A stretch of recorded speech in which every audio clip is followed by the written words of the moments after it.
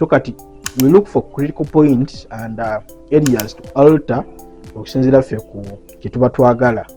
So kati okufuna alterninga the values to how do we alter the values. Esoko olina okuba ne machine a reading of original file ya computer. Ono inawo one of the machines, this is an alien tech case, ngeno joizo kolesa nojjayo no reading off original file. Then wojjako original file ekyo bakiyita OBD mode. Reading of file nogenda mu software nokola byokola, then after you compile nogizayo ku computer. Osokozesa ne modes endala nga bench mode. Kati bench mode computer gijjayo physically nogiteeka ku bench and you connect using some of these pins here.